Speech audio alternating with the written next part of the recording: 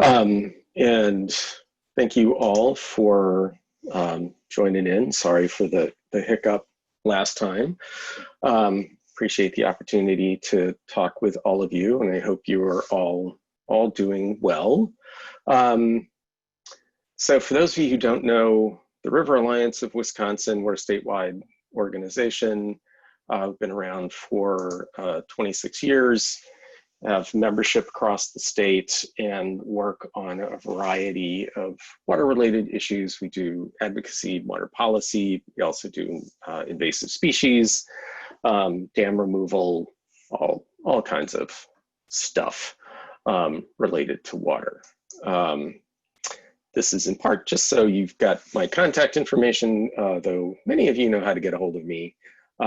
But if you have any questions after this, feel free to reach out to me and give a shout. And Christy has already given you probably the salient features of my background, so I won't go over any of that. The only thing that I will say, because I'm going to steal a couple of her quotes later on, some of you probably know my spouse, Jane Elder, and like I said, I'm going to be stealing a couple of her quotes later on. She was also one of the core team, and I'll explain what that is in a minute, that was part of this project. But just to give her credit where credit is due, I thought I'd get that out of the way. So the Wisconsin Water Agenda is something that actually I've been thinking about for probably my entire career, certainly going back to 1988, and is something that you look at the list of folks on the phone, I've chatted with some of you about over the years. Because as Christy said, we've all known that while our laws they've done good things, they can't get us where we want to go. And so we took advantage of last year. Our governor declared 2019 the year of safe, excuse me, the year of safe drinking water. And that was in no small part because of the issues that we are seeing in Wisconsin around the state regarding water. We have got thousands of people, tens of thousands of people who can't drink their water or shouldn't drink their water because of nitrate pollution, bacteria. We still have people that have lead laterals. We have, because I don't think they fixed it, a couple of towns, speaking of lead, that are not in Milwaukee, that have child blood lead levels on par or higher than Flint. We have algal blooms, we have overpumping, and then obviously PFAS. So that's kind of what drove the governor to do that. And that led to a bunch of discussions within the environmental community and conservation community about kind of what to do with it, or what to do about that. And, as Christy said, our laws have done good things, but all of the issues that I just talked about are not accidents. They are the result of the structure that we have. And, if you think about that structure, the problem with it, writ large, not that this is news to any of you, is, and here's where I'm going to steal two of Jane's quotes. One is, if you think about the system, it has normalized degradation. Our laws allow pollution to happen, which leads to Jane's second quote, which is, if you think about our current environmental system, permit is an action verb, and that's a problem. And it has led to a situation which you all know where, if you did blood serum tests on probably everybody on this call, you are going to find significant amounts of nasty things. We are slowly but surely contaminating ourselves. And for those of you who knew Theo Colburn or read her book, Our Stolen Future, And the problem with that is a lot of these are substances that are not going to have an immediate impact. You're going to see them you're going to see effects over the long term in terms of, small, reductions in IQ levels and behavioral issues and things like that, which, I've never seen anything that tries to correlate this, but being a father of a son that suffers from anxiety and through that, knowing how, seeing the statistics on how many of our children are on mood altering medication. I mean, some of that is the stress, that we place on them, but some of them I think it's not. So, how much of that is because of the level of, contamination that we have allowed to happen through our current laws. And these are things that, as I've thought about it, and I think most people have thought about it, the problems that we have in our current laws are not things that you can kind of tweak ourselves out of. So the result of the discussions within the community here was we need to do three things all at the same time. You need to figure out how to help people who can't use their water now. And until we get to something better, we have to figure out how to make the best use of the laws that we have. But the other thing is that we have to figure out what a new and comprehensive and integrated system would actually look like. And the water agenda is aimed at that third item. So the process that we went through, one is we took basically a systems approach, which, so the way we set this up is kind of, imagine that you wake up tomorrow morning and there are no laws of any type at any jurisdictional level that deal with water. What would you create that could actually achieve our human health and ecological goals? And to help us think through that, I recruited a team of people, which we called the core team. There were 13 of them. They came from all across the state, and I tried to pack as much kind of diversity in as many different ways into 13 people as I could.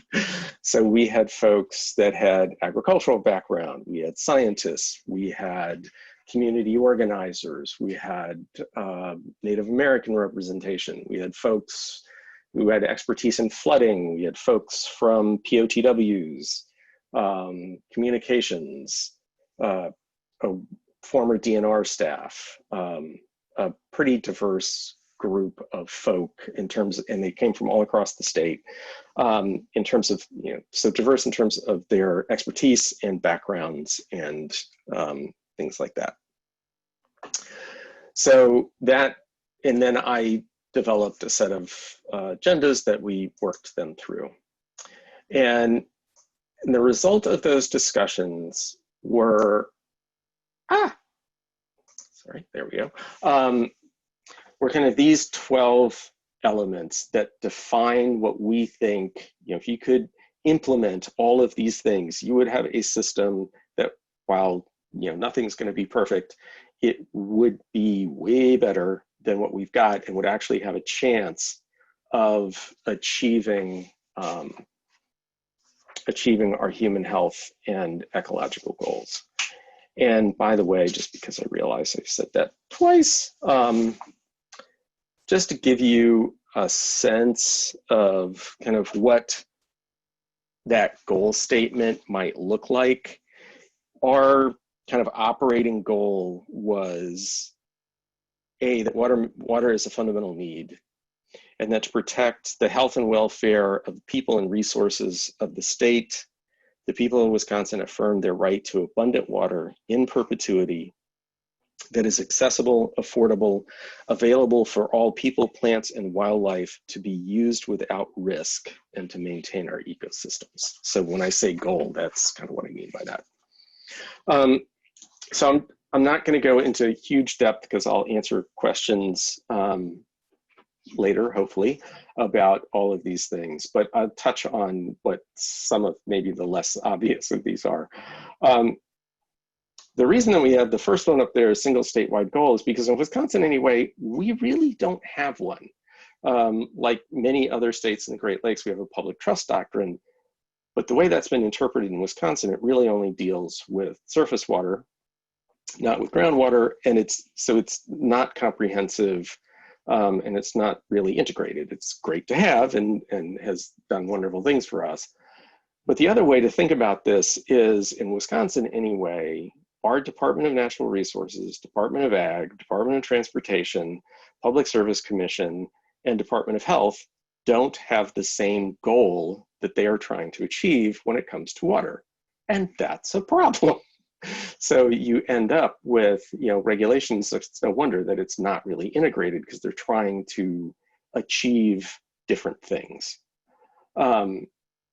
So, what we're saying there is you need a state goal that all jurisdictional levels are, agree to and are aimed at and are trying to achieve.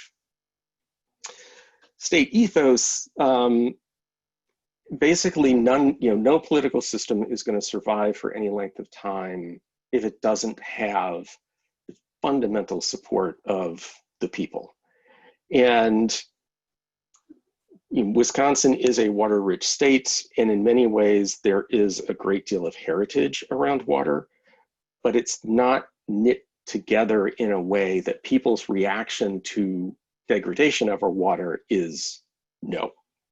And again, some of that is because of lack of education, but some of that is just, I think there needs to be some effort put into, you can start with kind of knitting together the things that already exist around fishing and boating and swimming and all kinds of other things. But that's what that piece is about. And the third, this one came up as kind of probably is like the third major piece, is you have to design a management system that is based on the way that water acts in nature. You cannot continue to have these artificial distinctions between quantity and quality and surface water and groundwater, point sources and non-point sources. All of those lead to some of the fractures that lead to the problems that we all see in the management of water. And as the core team talked about it, our recommendation for what that really means is you need some sort of watershed approach. And what the core team kind of settled on, for those of you who think in these terms, is essentially a Huck 8. So a river basin level, there are about 30 or 32 of those in Wisconsin, as an example.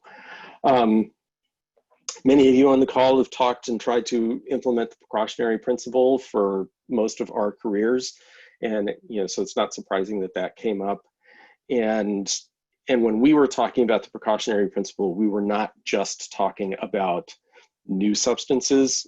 We were also recognizing and kind of lumped in there that you need a process that also looks at existing substances and phases out the ones that are problematic. Another one that we spent a lot of time on is actually the decision making. And there is a lot that we pack in, if you take a look at that bullet, to what is effective engagement. And we talked a lot about what is the actual structures. So what are the steps that are involved with making a decision? And then what is it going to take to get the right people and all of the people engaged in that process? And that's not just, can you get them physically there to get the information that they need? Can they really follow, long-term decision-making processes? And also talked a little bit about, so what are kind of some of the criteria that should bound decision-making? And just to give one example of that, there was a lot of talk about, there are different kinds of risks in the world. There's risk that's imposed on us. There's risk that we, are informed about and accept. There's risk that is essentially new, something that we didn't know was going to be problematic and all of a sudden is, versus stuff that we know is problematic and we're doing it anyway. And that decisions, criteria for decisions should be altered based on those sorts of things. And that's just one example. One of the ones that kind of came as a surprise to me, delighted as an attorney, but came as a surprise to me a little bit, was aligning harm and benefit. And this came out of two lines of thought within the core team. One dealt with flooding and the other dealt with PFAS. But it was this realization that, in the flooding world, at least in Wisconsin, unfortunately, we have significant areas still where people get flooded out, they get bailed out, they rebuild, they get flooded out, they get bailed out. And that's just kind of crazy. And that the public ends up bearing the cost of a lot of that.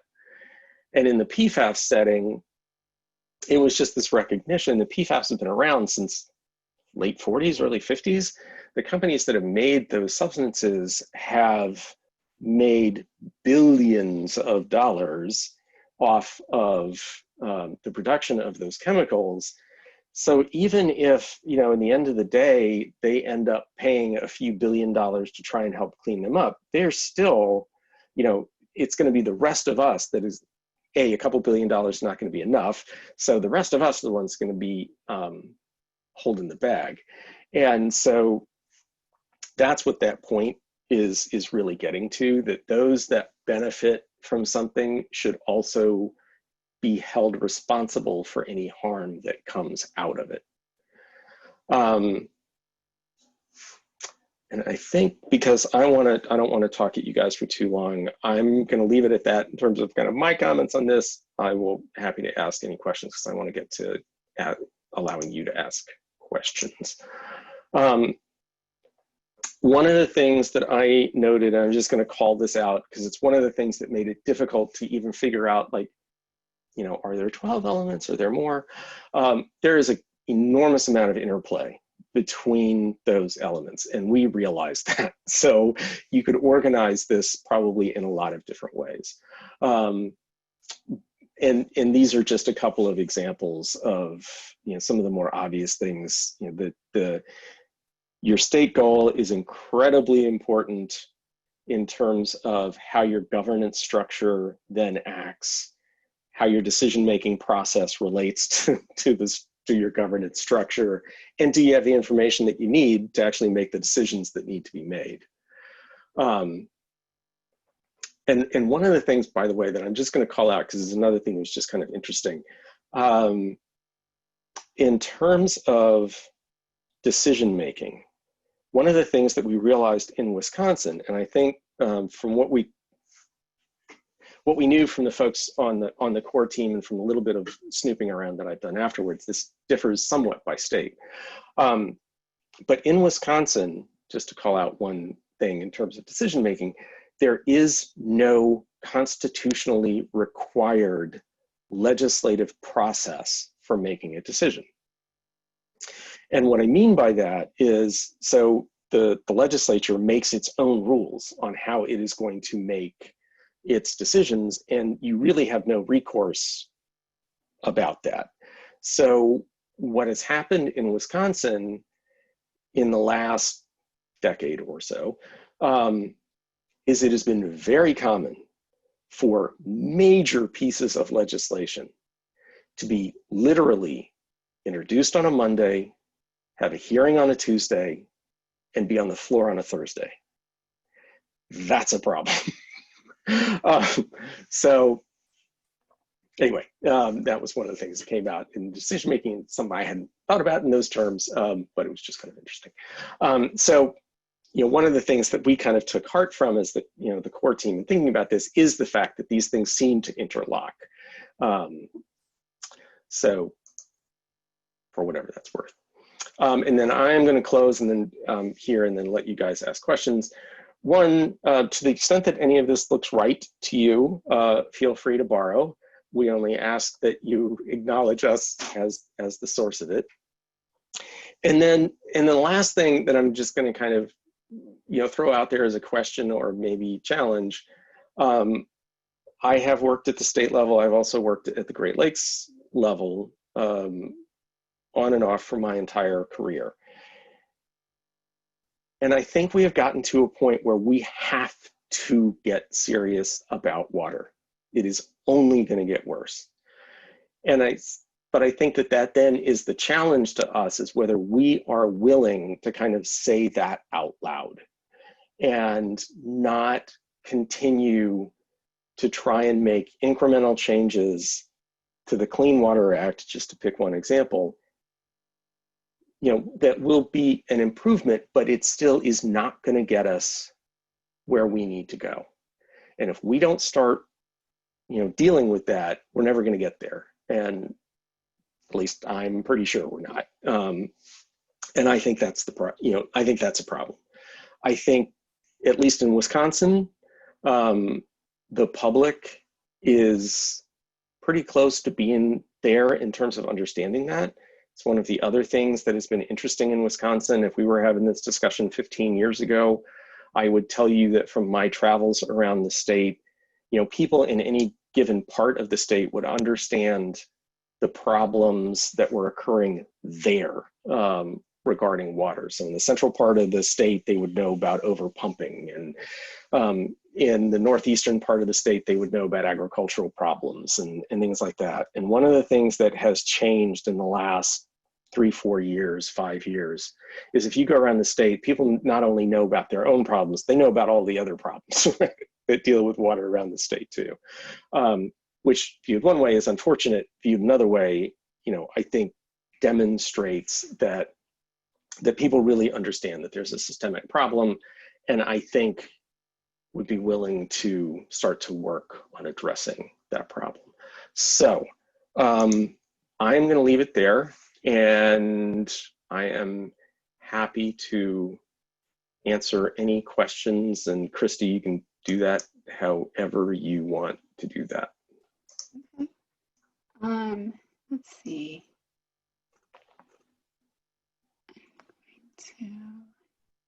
If you have a question, feel free to raise your hand and I will unmute you as I try to figure out how to unmute everybody.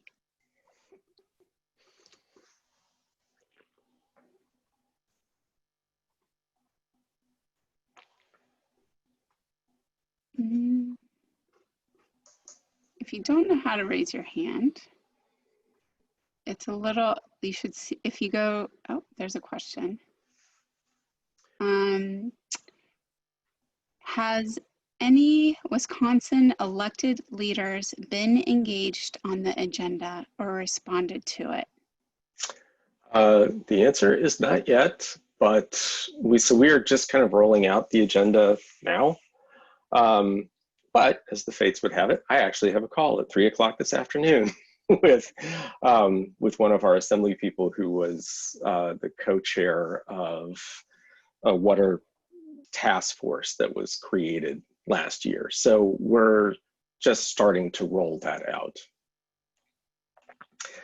And in terms of what we're doing to implement the agenda, so as we have been working on this, I have had meetings with many of the environmental and conservation organizations in the state, just basically kind of keeping them apprised of kind of what the progress is, the direction that we're going. And I'm in the process of doing the second round now that the core team has wrapped up its work with those sorts of meetings. There are some of those elements that the River Alliance itself is very interested in and will start working to implement. So, at that point, it turns into kind of campaign mode. My hope had been from the beginning, and it seems to be borne out a little bit from the discussions I've had so far, that there are other organizations that are going to be more interested in some of the other elements. So, I think they will start doing, you know, more kind of campaign work aimed at those sorts of elements. So my hope is that this is not, you know, this is, we didn't do this just for the River Alliance. We tried to do this in a way that, to the extent possible, it would be of service to the rest of the movement. And I think that's the way it's shaking out. And in terms of the question of kind of where do you start, I think you take a look at any one of those 12 elements and figure out which one makes the most sense for you or your organization. You know, kind of another way of saying what I had just said. I think it would be great if, as a movement in any state, you know, all of the organizations would at least take a look at something like those 12 elements and go, yeah, we all agree that it is time that we take fundamental steps towards addressing water. Because even that is something that would be significant. And there is some power in that. Similarly, I think, you know, at the Great Lakes level, if you go back, and I don't know if John is still on the phone, but, you know, for folks like John Jackson and I, who have been doing stuff on the Great Lakes since like the 80s, you know, there were times in the 80s where the movement came together and, you know, decided, you know, actually we did think that the goal should be zero discharge of toxic substances to the Great Lakes. So for a while, you know, just about every organization around the Great Lakes at different levels, you know, were saying that. And there is some power in that. So that's another place that you can start. Hey, Bill, I'm gonna unmute. I'm not sure who it is from the Alliance for the Great Lakes, but they have a question and their hands raised, so go for it. Are you there? I'm not sure who it is. While we're waiting for that, I can answer. I don't think that you know, I don't think the political will is going to be sufficient anytime soon in any place to completely scrap the entire system and supplant it with something brand spanking new. So I don't think you necessarily are going to end up completely, you know, getting rid of the Clean Water Act or the Safe Drinking Water Act or RCRA or Superfund. But what I am saying is, if something like those, you know, if you guys all agree that something like those 12 elements is where we ought to go, then as we start doing our work, they become, you know, that those 12 elements in a way also become a set of screens for just kind of looking at policy proposals and go, all right, is that actually going to lead to something that will get us closer to those 12 elements? Or, you know, is it just an internal tweak to the Clean Water Act that's not really going to get us where we want to go? Okay, can you, the Alliance for the Great Lakes, you have your hand up, so I'm unmuted you. Can you? Yeah, hey, Christy, it's Todd Brennan. Can you hear me? Yes, perfect. Hey, Todd. Yeah, hey, Bill. Thanks, Christy, for doing this worthy process, as I think you know that I know that I appreciate. But yeah, so one of my questions is sort of in line with where you're going and what you're saying, which is, did you guys spend any time thinking through, if you were to then facilitate the rollout of this, what that would look like? It sounds more as if right now things are pretty fresh, so just seeing where it lands and seeing who might pick up what. But is there a phase of this where we're thinking, you know what, okay, let's put some method to the madness and some structure around this? You know, for example, there's the lobby table that exists in Wisconsin, and I'm sure some of those people were involved, and it would be interesting to see how to utilize that infrastructure, but also maybe even creating something new around this. And what I naturally think about is your point about watershed aggregation, so to speak, or watershed management. You know, there was a big effort back in the early 2000s and the lead up to that to shift things around watershed management. And then that was sort of deconstructed. And so the idea of going back to, for example, the agency and really lobbying for something like that, that would take quite a cohesion of effort and a strategy. And so have you thought about how to facilitate this across different groups, both in Wisconsin or even around the region? The answer is yes, to some degree, and mostly dealing with Wisconsin. Like I said, I have been talking to well over a dozen organizations through the course of this in the state, and so part of it is going to be kind of their feedback now that we're kind of at the end of this phase of things. And a little bit above my pay grade, because it would depend on whether my boss would want me to do this, but I think the answer is yes. I mean, if there are a bunch of organizations that do want to kind of hang together and move parts of this forward, then I think I will continue to play a role in kind of helping them do that. The other part that we're already doing is kind of starting to compile ideas of things that would, structures or ideas that would implement or operationalize all 12 of those elements. So that's another thing that's already kind of going on, so that we've got things that we can kind of sift and winnow. And so, yeah, I mean, I think we would, the River Alliance is, if there is interest amongst our brethren, we would be interested in helping folks, think more, at a large, beyond just particular individual elements. If there are people that are like, yeah, we should try and figure out how you move this whole thing forward. What does that really look like? I think we would be willing to do that. And somebody else was asking to say more about the process. So the quick part of it is the first meeting that I held of the core team was last December. It took me almost 4 months to recruit all of the folks from the core team. And that's, it's because I did want to have, a lot of different voices and types of expertise and such in the process. The first couple of meetings that we had, I think, really kind of set the tone, and it might be the best way of kind of describing the process. Like I said, we started from kind of ground zero.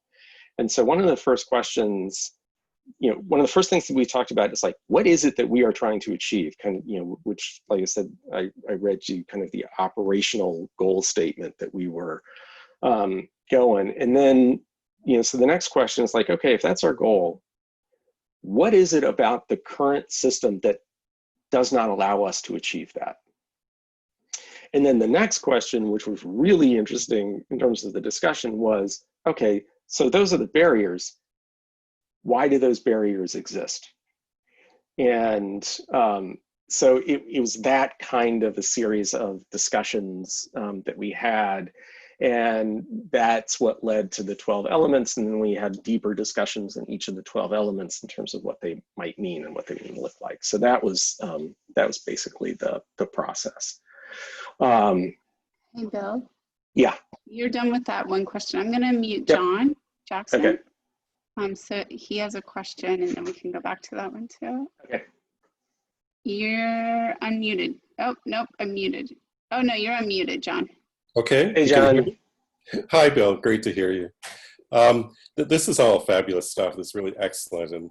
And I really like the list of principles that you've listed on that one page and so on. And I think we really need to, as well as working at it in each of our jurisdictions, I think we really need to be looking at this as a Great Lakes wide issue as well. And as you said, because if we want the full transformation, we really need to be going Great Lakes wide basis. And you referred earlier to how we have been using similar language like zero discharge and all those sorts of things. And I think if we could even just affect the language that we all use, and to make sure that we're using it with the same meaning, because that's the real danger of it, is that we find that government or industry or the commercial companies or whoever start adopting our language sometimes, with a very different meaning. And so I think we need to clarify quite clearly what we mean when we say the certain things that are there and what it is not. And to consistently then be able to start doing basin-wide of critiquing what's happening in our community, what's happening at the basin-wide level on the basis of matching up to that. And one thing, you mentioned Thiel earlier, Thiel Colburn, and when they did the wing spread statement that she did with a bunch of scientists around the endocrine disruptors, that became an incredibly powerful statement that started getting recognized all over around the world, really. And I'm wondering if there's some way we can pull together a statement that has the sort of clarity that had, and yet, really strong definitions that we could start really pushing out to start educating people about it. We know it's going to take time for the transformation, and it really is the transformation we want.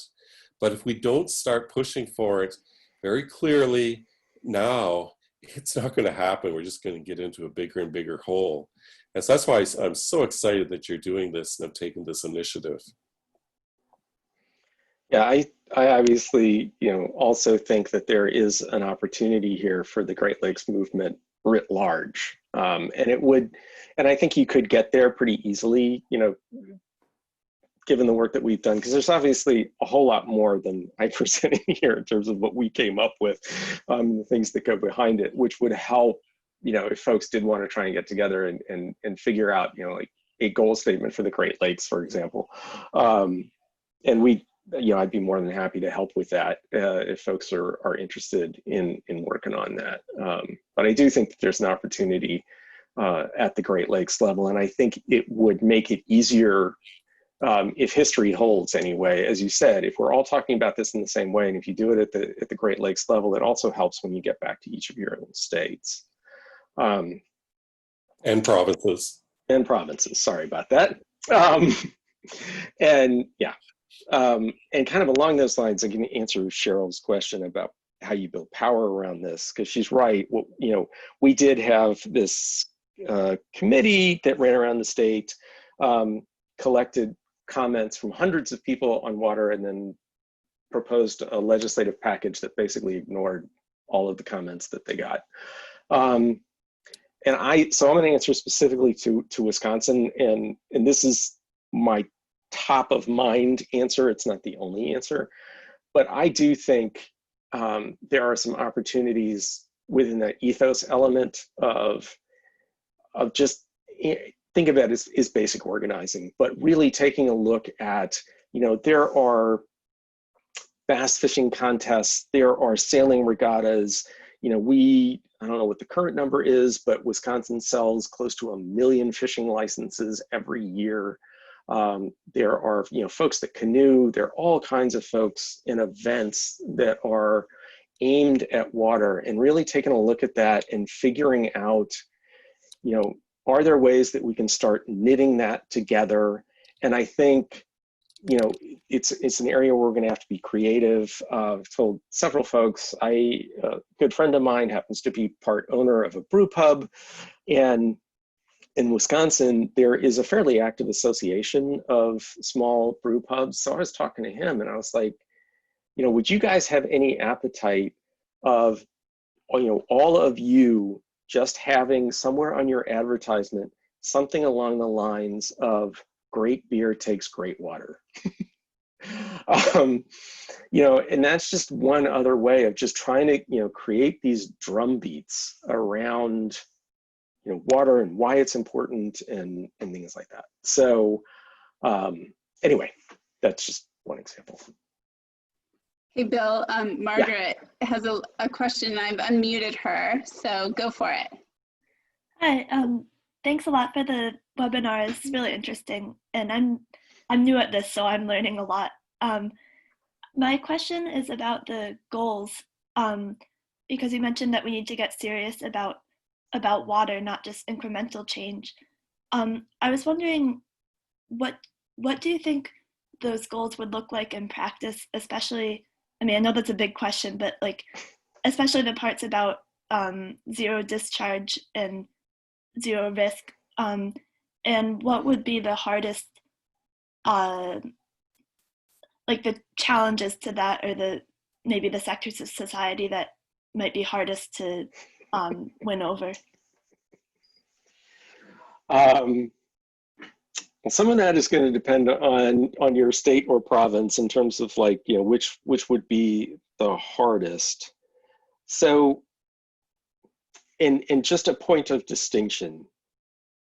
So within those 12 elements, you know, one of those elements is to have a single statewide goal that you are trying to achieve. And it would be something like the language that I read, but a little bit more robust than that. There are different ways that you can achieve that. California recently actually passed legislation that tries to do something like that. The problem with legislation, obviously, is it can be undone by subsequent legislature. The other way that you could do that is through state constitutional amendments, which different states, you know, have different processes on how you do that. But that would be another way of operationalizing that. Some of it you could try and, you know, this would be the softer way, but just, you know, actually try and kind of use the ethos and to kind of drive that. So anyway, when I talk about the state goal, I am talking about a single, you know, what is the single state goal that all water efforts within the state are aimed at and trying to achieve.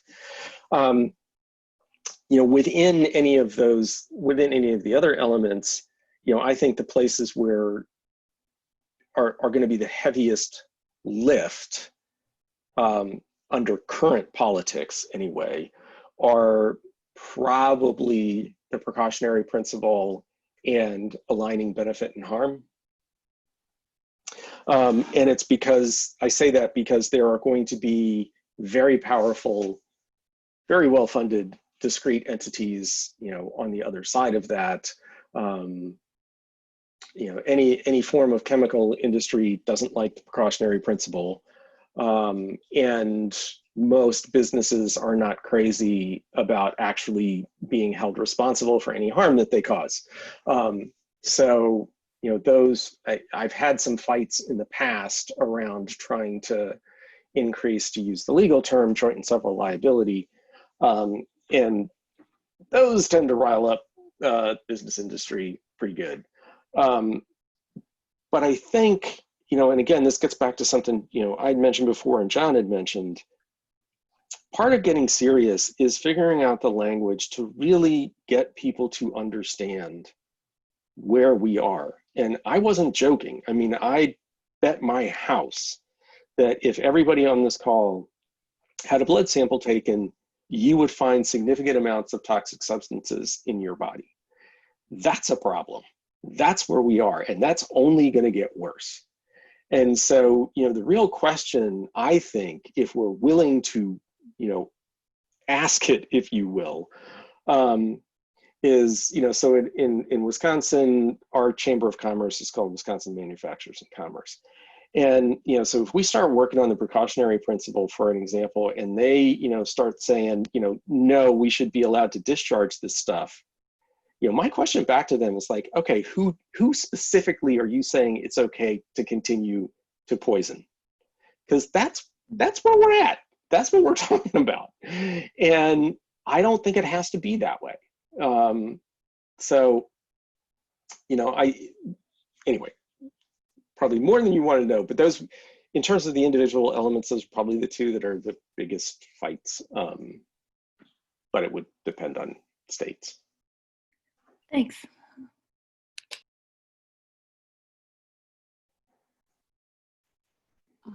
It looks like there's a statement from Anna here that agreed, really fabulous work. Thanks for giving us a flavor for how you got to where you are now. So I'm gonna, and then there's the one from, I'm assuming this is Kelsey from Environmental Defense. And again, I kind of talked a little bit about this in the last example. Again, in Wisconsin, we have a tremendous amount of activity and oh, by the way, economic activity. I mean, tourism is a huge thing in this state, and most of that is water centric. I think it's just a matter of, you know, really sitting down and looking at all of that and working with folks, because I think that there are going to be, you know, viewed one way, some unusual allies here. You know, there should be a lot of our tourism industry that should be all about, you know, protecting water. Like I said, you know, we make a lot of beer here, and it does require, you know, clean, great water to do that. But also just straight up agriculture. You know, they need water too. So, you know, really trying to figure out what that looks like. And then it is going to be just kind of getting down and doing the work, you know, finding the resources to do the organizing, to build the relationships that you need. In Wisconsin, I think going back to a watershed approach it has several advantages, not the least of which is our legislature for the last 10 years has been methodically taking away local control from cities and towns and counties, which is not popular. So one way, you know, going back to a watershed approach is actually reinstituting local control, which I think will also buy you some allies that you might not otherwise have thought about. So I think it's just, you know, that's one where I'm not saying any of this is going to be fast, but I think that the public, at least in Wisconsin and from the little bit that I see around the rest of the Great Lakes, is certainly ahead of their policy leaders, maybe even ahead of some of us in terms of, you know, what they really want. And I think they just need to be shown that there is a way forward that could work. That's not a silver bullet by any stretch, but I think there are a lot of folks that are looking for something like this because, like I said, in Wisconsin, you know, we have thousands and thousands of people who are on private wells that should not be drinking their water, and that's just crazy. Doesn't look like we have any more questions. If somebody wants to ask a question, just raise your hand. If you scroll down to the participants, like you scroll down on your screen, this bar will pop up. It'll show participants, and then you can click on that and raise your hand. If you're not on a tablet, I believe, at least I know on an iPad, you touch it and that bar should pop up, or feel free to chat it or put it in the question and answer box.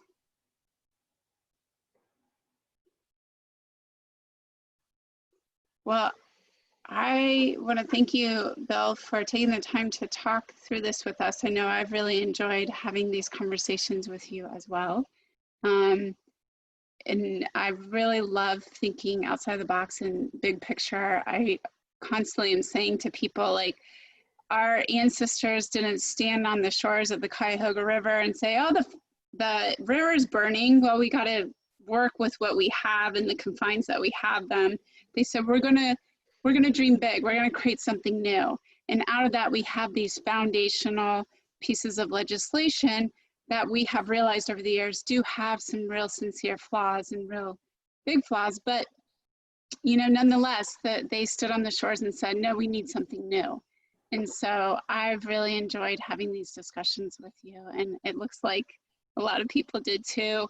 I'm wondering, there was a question about slides. Could we post them to Teamwork? And then I know we're recording this and we can send it out as well. Yeah. Yes, give me a minute because I can never stop myself. So I actually have fiddled around with the slides since I sent it to you, but I'll send it to you right after this. All right. I really appreciate your time. Thank you so much. Yeah. And thanks to everyone for joining us today. Yeah, thank you all. And like I said, if anybody, you know, feel free to reach out to me if you got questions or just want to talk through any parts of this. Great. Thanks so much. And take care. Stay safe and healthy, everyone. See ya.